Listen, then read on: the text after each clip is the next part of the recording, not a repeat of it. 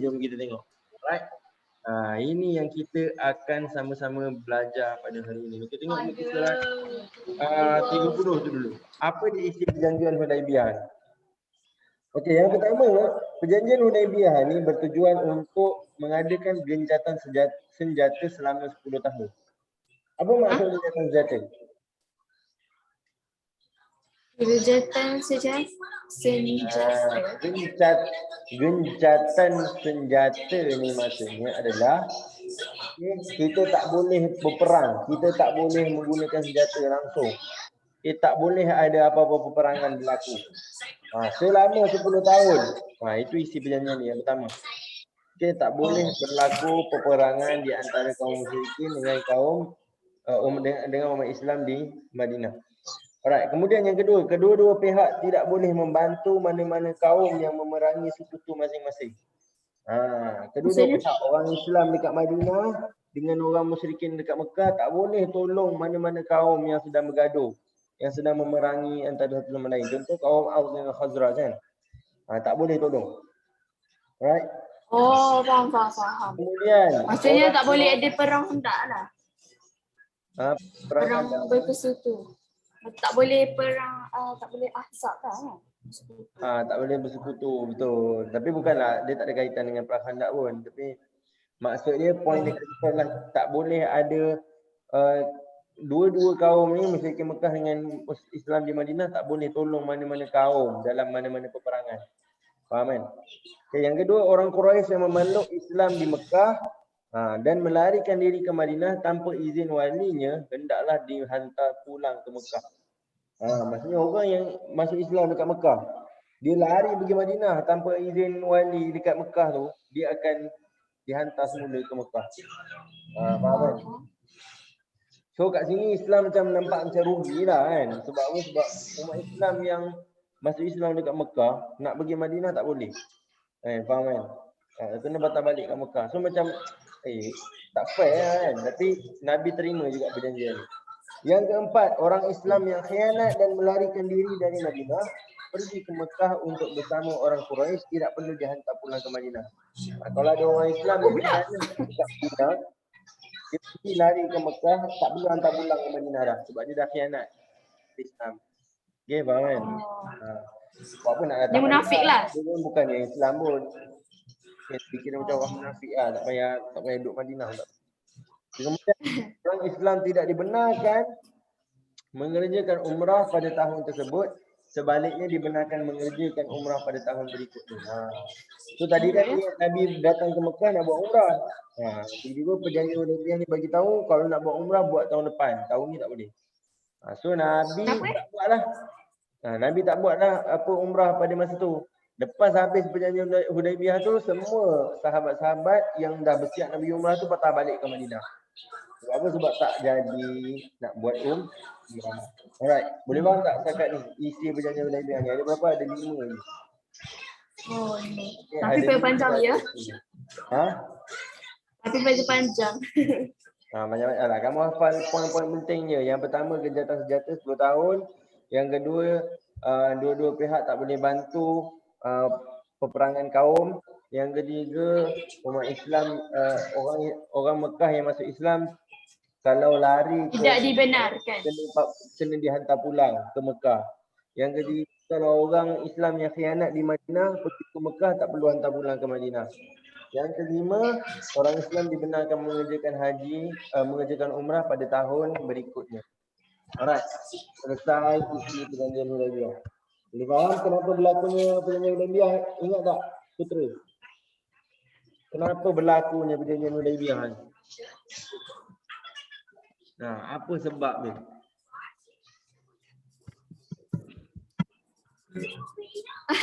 Kenapa? Okay, yang lain buka video. Ustaz. Buka video. Ustaz. Ya. Ustaz, Iskandar dia tak boleh cakap Ustaz. Mic dia rosak. Banyak mulut dia rosak. Tu tak cakap. Boleh. Dia PC dia. Oh ya ke? Okay, tak Saya apa. tadi meet dengan dia tadi saya pakai WhatsApp tu buat video call. Okey, kalau macam tu Ustaz tanya Fatimah. Fatimah. Kenapa berlakunya perjanjian Hudaibiyah ni?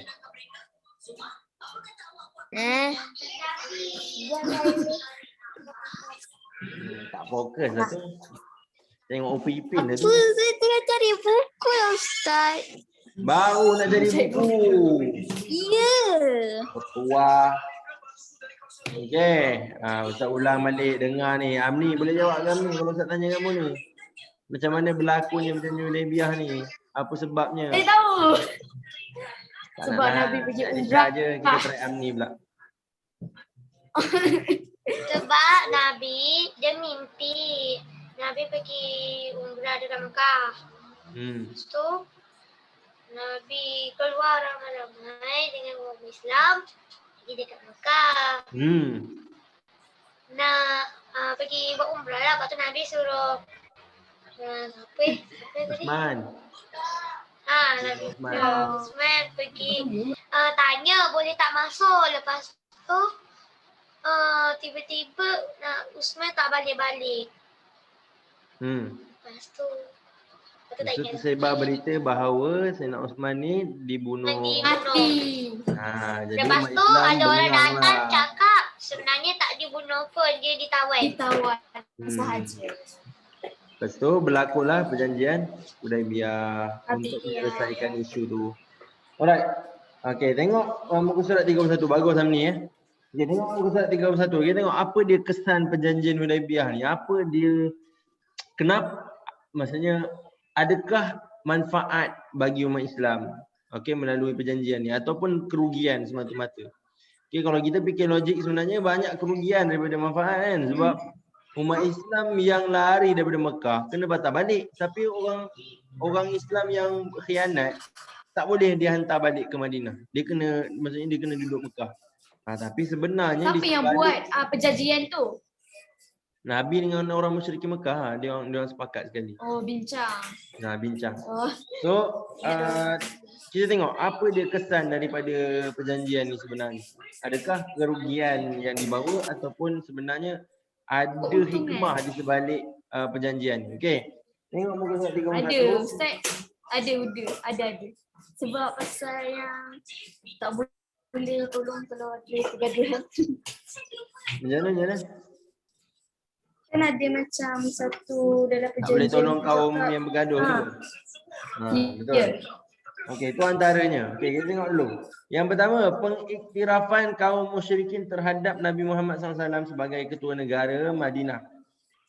Dan status kerajaan Islam yang berdaulat di Madinah. Maksudnya, bila berlakunya perjanjian ni sebenarnya secara tidak langsung, orang musyrikin dekat Mekah tu, pembesar Mekah, telah pun mengiktiraf Nabi Muhammad SAW ini sebagai seorang pembesar ataupun seorang ketua negara di kerajaan Madinah.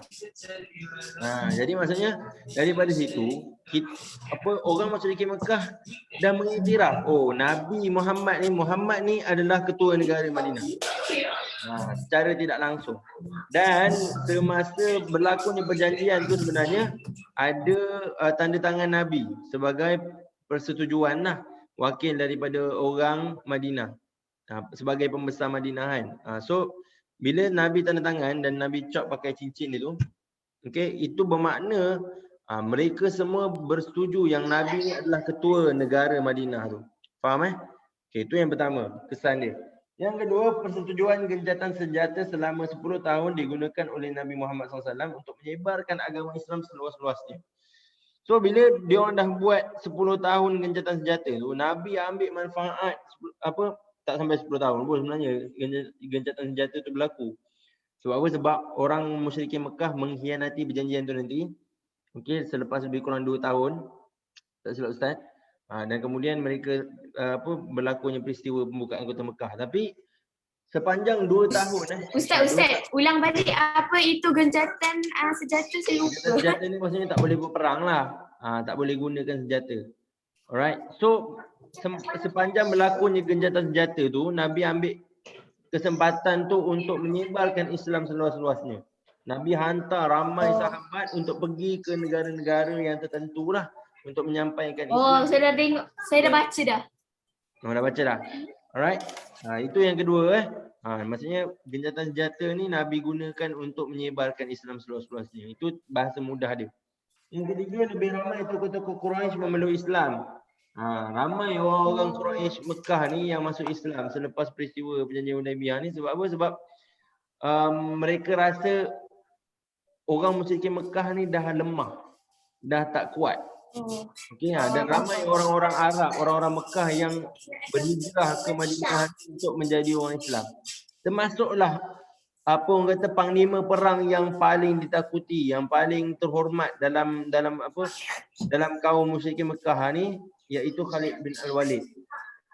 Dia pergi ke Madinah untuk masuk Islam bersama dengan Amr al-As. Lepas dia masuk Islam tu, orang musyrikin Mekah makin takut. Sebab apa? Sebab Khalid Al-Walid dah tak ada. Panglima perang yang ulung ni dah tak ada dah untuk membela orang musyrikin Mekah ni. Jadi dia sedih lah. Bukan sedih lah, maksudnya orang musyrikin Mekah ni dah takut. Sebab apa? Sebab panglima Dia perang dah tak ada siapa-siapa nak tahan dia. Okey, kemudian nombor 4, kaum muslimin dapat bergaul bebas dengan orang bukan Islam, seterusnya menyebarkan agama Islam kepada mereka. Bila tak ada gencatan senjata, seorang Islam ni bebas nak pergi ke mana-mana tanpa takut dengan apa-apa. Sebab apa? Sebab orang takkan bunuh orang Islam dah. Okey. Dan kemudian nombor 5, memberi peluang keemasan kepada Nabi Muhammad SAW untuk mengatur masyarakat Islam bernegara dengan lebih maju dan teratur. Masa ni lah Nabi Muhammad SAW gunakan masa tu untuk mengatur, membuat sistem perlembagaan di Madinah. Okay, membuat sistem negara yang lebih baik. Itu sebab apa negara Madinah berkembang maju. Sebab apa? Sebab diberi ruang untuk diberi ruang pada Nabi untuk membaik pulih ataupun mengadakan sebuah sistem yang bukan canggih, tapi yang sistematik lah. Okey, untuk mentadbir negara Madinah ni. Okey, nombor 6, menghalang orang Quraisy dari melakukan kekacauan sesuka hati kerana terikat dengan perjanjian. Dengan perjanjian ni, orang Quraisy tak berani nak kacau orang Islam dah. Okey, macam sebelum ni dia orang suka hati nak buat apa kan? Dia orang boikot lah, dia orang halau lah, dia orang pulau dan sebagainya. Okey, tapi selepas berlakunya perjanjian ni, orang musyrikin Mekah dah tak berani nak buat apa-apa. Orang Quraisy tak berani nak buat apa-apa dah. Okey, kemudian kaum muslimin berpeluang mengerjakan umrah dengan aman dan damai. Dengan berlakunya perjanjian ni juga, tahun selepas tu orang Islam boleh pergi umrah dengan aman dan damai tanpa ada sebarang ancaman daripada kaum musyrikin Mekah. Dan last sekali adalah baginda dapat bertindak terhadap pengkhianatan Yahudi Khaybar tanpa mereka dibantu oleh pihak Quraisy. Nabi boleh bertindaklah dengan orang-orang yang mengkhianat Nabi ni, Yahudi Khaybar ni kan. Okey, tanpa Quraisy tolong. Orang Quraisy tak boleh nak tolong lah sebab ada gencatan senjata. Okey, so Nabi boleh kan tadi kita dalam perjanjian tu kan ada point, ada tak boleh tolong. Tahu yang kaum Quraisy ni tak boleh tolong mana-mana pihak kan yang berperang dan sebagainya. So Nabi menggunakan kesempatan tu untuk mengajar orang Yahudi yang mengkhianat ni tanpa dibantu oleh mereka ni, tak dibantu oleh orang Quraisy. Alright, so sebenarnya daripada perjanjian ni banyak manfaat ke banyak rugi sebenarnya? Manfaat lah sebab banyak lagi ramai orang masuk Islam. Macam banyak manfaatnya. Sebab lagi ramai orang yang masuk Islam dan orang-orang yang khianat, orang-orang yang jelas tak beriman, eloklah dia ni. Tak boleh buat apa-apa lah. Tak perlu nak balik ke Madinah dah. Elok sebenarnya. Perjanjian yang dibuat antara Nabi dengan orang musyrikin Mekah ni sebenarnya adalah titik tolak kepada kejayaan pembinaan negara Madinah tu sendiri. So kita kena puji. Kenapa 20 tahun je? Kita kena puji kehebatan Nabi Muhammad SAW dalam nak membuat kita panggil deal ataupun keadilan, hubungan diplomatik. Dia buat perjanjian tu sehingga menyebabkan negara Madinah lebih maju dan kemudiannya negara Mekah ni menjadi lebih teruk lah. Alright, kita tengok muka surat seterusnya. Surat 33 dan 34. Okay, sekarang ni kita nak tahu sepanjang berlakunya gencatan senjata yang cuma bertahan selama lebih kurang 2 tahun tak silap Ustaz. Okey, Nabi Muhammad SAW mengambil kesempatan itu untuk menyebarkan Islam ni ke negara-negara luar. Maksudnya dia hantar sahabat untuk pergi ke negara-negara luar dan Untuk berdakwah. menyampaikan Islam ni pada raja-raja negara tersebut. Kalau Alright, raja kita tengok. dah Islam, dia punya bawah-bawah dia mestilah Islam. Dia punya Ya, betul. Okey, itu cara mudah Nabi lah untuk menyebarkan agama Islam. Okey, tengok. Kita tengok muka surat 34. Nabi Muhammad SAW diiktiraf sebagai ketua negara Islam di Madinah. Baginda juga menjadikan Madinah diiktiraf sebagai sebuah negara Islam yang berdaulat. So Nabi berjaya menjadikan Madinah ni negara Islam yang establish, yang apa orang kata, yang orang semua akur, oh ini adalah negara Islam. Sebelum ni tak ada negara. Maksudnya ni negara Islam yang pertama lah. Yes, negara Islam betul. yang pertama masuk Islam. Betul. Sebelum ni Madinah tu cuma Yathrib. Yathrib tu cuma nama tempat je. Tapi sekarang Nabi Muhammad SAW menjadikan Yathrib ni sebuah negara Madinah. Madinah tu sebenarnya dalam bahasa Arab maksudnya bandar. Jadi Nabi jadikan Yathrib ni sebagai Madinah, sebagai bandar, sebagai satu negara yang berdaulat. Alright. So setelah 7 tahun Nabi Muhammad SAW memimpin Madinah, kekuatan tentera Islam sudah berkali-kali diuji keteguhan di medan pertempuran dan mereka berhasil mencapai kemenangan dengan gemilang. So sepanjang 7 tahun Nabi bina Madinah ni, banyak peperangan yang dah berlaku. Perang Badar, perang Uhud, perang Khandaq, perang apa lagi? Perang Tabuk dan sebagainya. Banyak gila peperangan. Okey, perang Hunain, banyak lagi lah. Dan hampir kesemuanya Nabi menang kecuali Uhud lah. Peperangan Uhud Nabi kalah kan. So itu dia. Apa maksud dia? Mencapai kemenangan dengan gemilang. Perjanjian Hudaibiyah telah dimeterai sebagai pengakuan Quraisy ke atas negara Islam Madinah.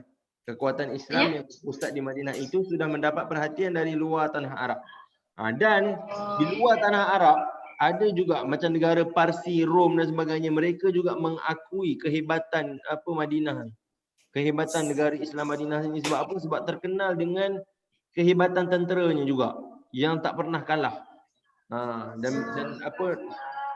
Itu sebab nanti ada peperangan yang berlaku di antara orang Parsi dan juga orang Madinah, orang Rom dan juga orang Madinah, dan Islam menang hampir di setiap peperangan tersebut.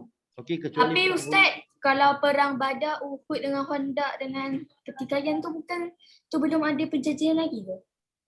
Itu sebelum perjanjian. Ini tadi dia kata sepanjang 7 tahun Nabi SAW memimpin Madinah.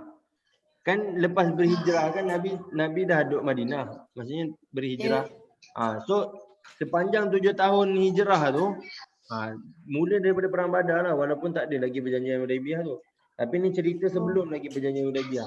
Perang Badar, perang Uhud, perang Khandaq, termasuk perjanjian Hudaibiyah, kemudian ada pembukaan Kota Mekah, kemudian ada perang lain-lain lagi.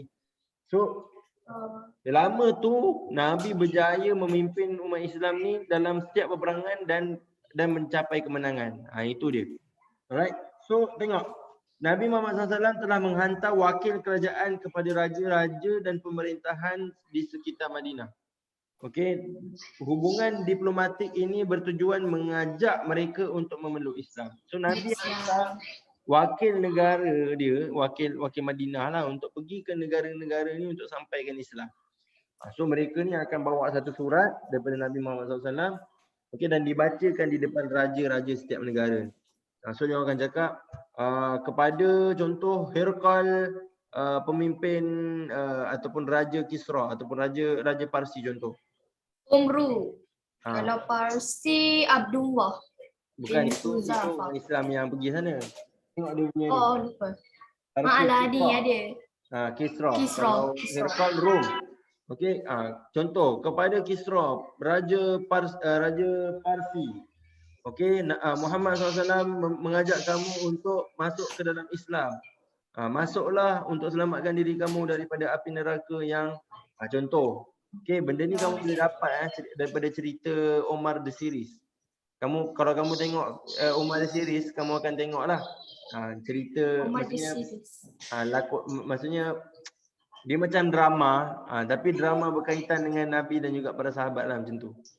Sangat menarik lah cerita tu sebenarnya. Dia tunjuk macam mana wakil negara Madinah ni pergi ke negara-negara yang besar dan hebat ni dengan beraninya dan menyampaikannya kepada raja yang ada yang zalim, ada yang bagus. Okey, dan ada yang biasa-biasa. Okey, kita akan tengok nanti apa dia respon raja-raja ni. Alright. So, okey, tengok muka surat 35. Ada senarai nama wakil orang Islam yang pergi ke negara tu dan nama negara yang dia pergi dan juga raja negara tu dan juga respon dia. Apa respon raja tu? Dia terima ke tak? Kalau dia terima, dia masuk Islam ke tak? Kalau dia tak terima, dia tolak biasa ke ataupun dia tolak sampai kasar. Okey, kalau macam itulah lebih kurang. Okey, so kita tengok. Kalau. Okey, so wakil kerajaan Islam di Madinah yang pertama wakil Habsyah. kerajaan Madinah Amr bin Umayyah Ad-Damri. Okey, dia pergi ke mana? Dia pergi ke Habsyah. Okey, Habsyah ni negara yang orang Islam dah biasa pergi dah sebelum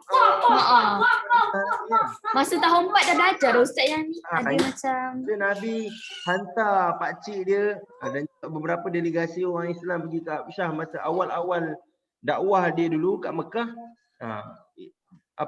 Telah pun sebenarnya terbina hubungan yang baik dengan Raja Najasyi.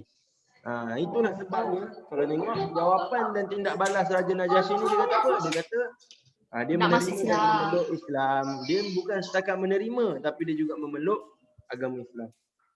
Okey. Walaupun sebenarnya Raja Najasyi dia tak bagi tahu. Dia tak beritahu apa? Dia tahu Islam sebab ada hadis Nabi Muhammad SAW kata bila masa Raja Najasyi tu mati dan wafat, Nabi Muhammad SAW minta para sahabat untuk sunat jenazah ghaib untuk Raja Najasyi. Menandakan bahawa dia memang orang Islam. Faham tak? So Allah bagi tahu pada Nabi yang Raja Najasyi ni dah wafat, dah mati. Okey, kemudian Nabi Muhammad SAW minta para sahabat untuk solat sunat jenazah untuk Raja Najasyi. So daripada Islam lah. So daripada hadis tu kita tahulah yang dia tu Islam. Alright, kemudian Dihyah bin Khalifah Al-Kalbi. Dia pergi ke mana? Ke Rom. Rom ni sekarang ni Spain lah, Spanyol. Lebih kurang lah tak salah. Okey, nama raja dia Herkal. Nama raja dia Herkal ataupun dalam bahasa Melayu dia menolak dengan baik. Dia menolak tapi dengan cara yang baik lah. Dia tak terima tapi dengan cara yang baik. Okey, dia tak kemudian Hatib bin Abi Balqa'ah. Okey, dia pergi ke Mesir. Nama rajanya Muqaykis. Menolak juga tapi dengan baik. Alright. Tapi Mesir ni nanti akan ditawan oleh seorang sahabat. Ada seorang sahabat yang akan mengislamkan Raja Mesir ni, yang akan menakluk Mesir ni dengan baik. Siapa nama sahabat tu? Amr al-As. Dia pergi Mesir dan kemudian dia bina hubungan baik dengan Raja Mesir dan kemudian orang Islam, kerajaan Islam terbentuk di Mesir. Patutlah Mesir sekarang. Tapi yang ni dia tolak dengan baik. Maksudnya ini sebelum Amr al-As pergi ke Mesir. Amr al-As ni juga adalah sahabat yang pergi ke Habsyah untuk membawa balik orang Mekah yang pergi ke sana. Masa awal-awal dakwah dulu. Sebab dia kafir dulu kan. Tapi lepas dia Islam, dia menjadi antara sahabat yang terpenting dalam dakwah Islam. Dia pergi ke Mesir dan dia buka kota Mesir tu. Itu hebatnya Amr al-As ni lah. Dia hebat dalam bercakap. So bila dia pergi ke Mesir tu, dia cakap dengan raja. Raja tu jadi wow, okey, dia bagi Mesir tu. Itu hebatnya Amr al-As.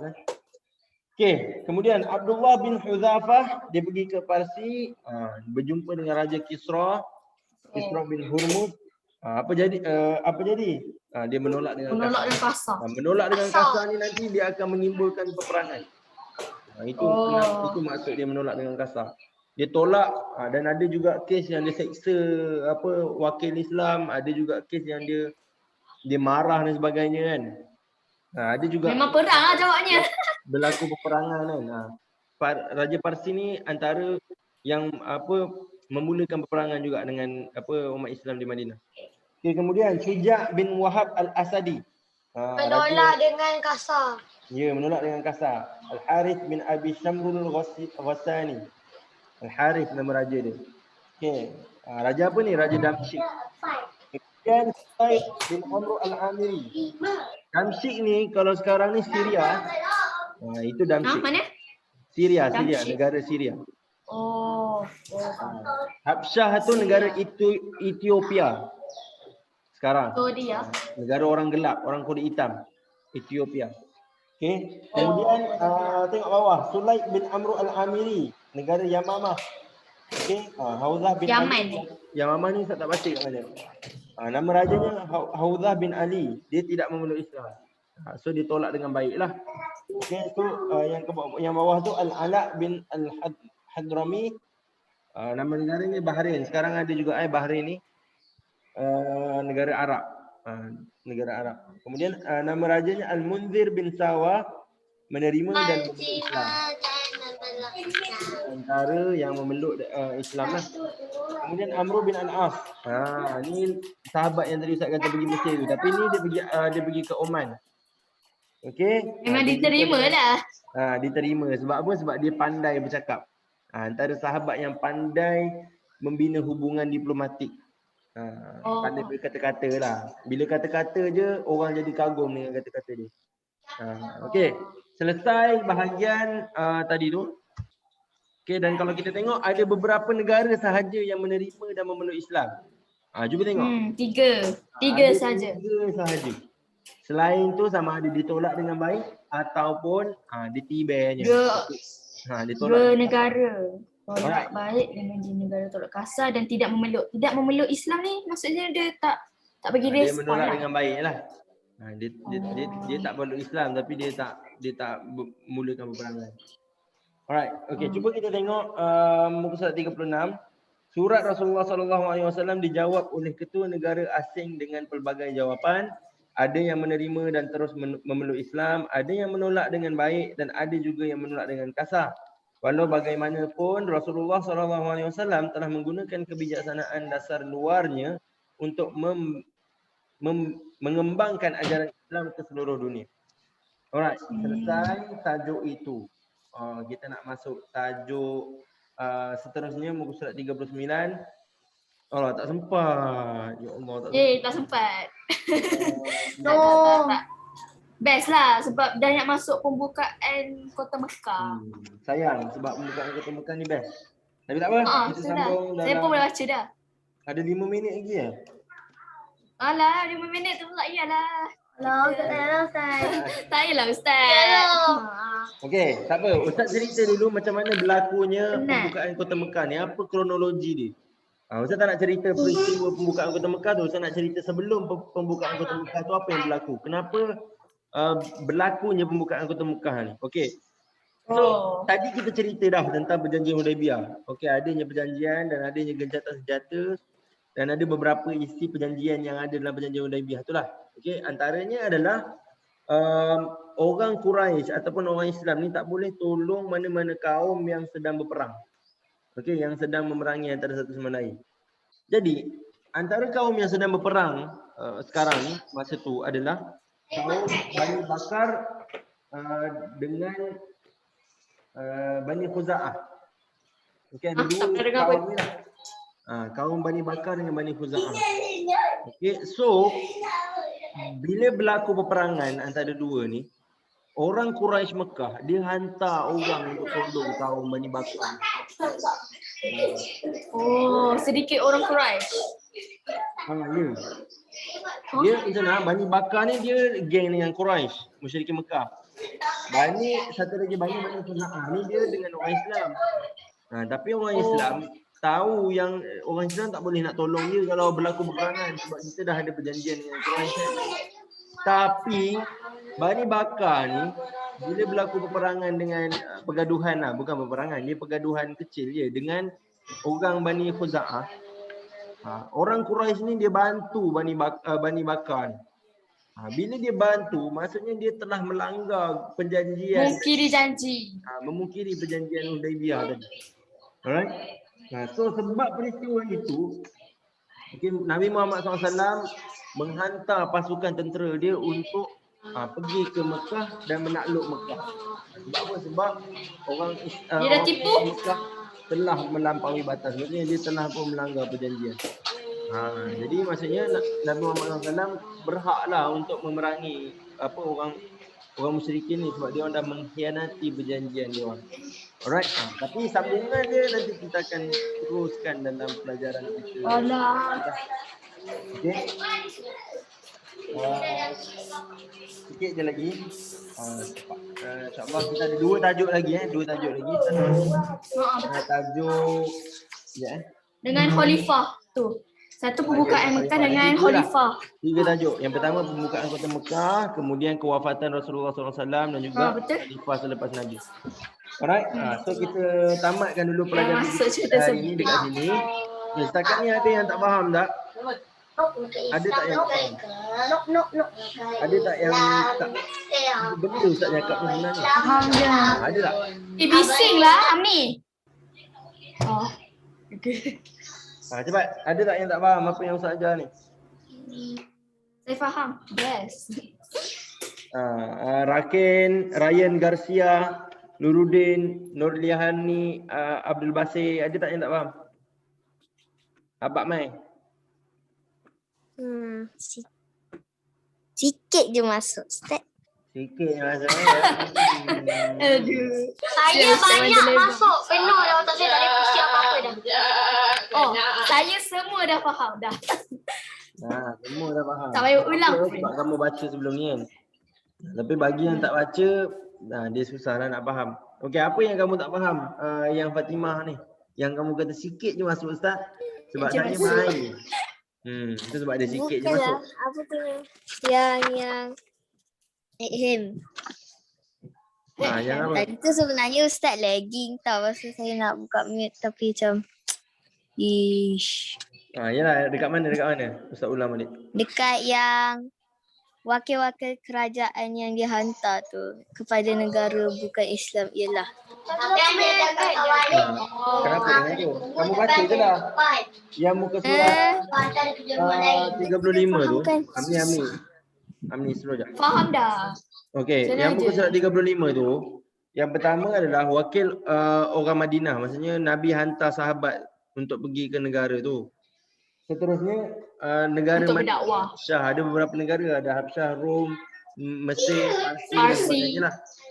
Okay, kemudian nama raja yang dijumpa, yang utusan Rasulullah SAW jumpa masa pergi ke negara tu. Dan sekali respon dia. Apa respon raja-raja tu? Ada yang menerima, ada yang tolak dengan cara yang baik dan ada tolak dengan cara yang kasar. Okey, dah faham. Alright, ada lagi tak selain tu Fatimah? Tak ada. Tak ada. Faham tak Nuruddin? Tak ada. Faham. Dia faham sangat tu Ustaz. Nuruddin kan. Sebab tu diam je.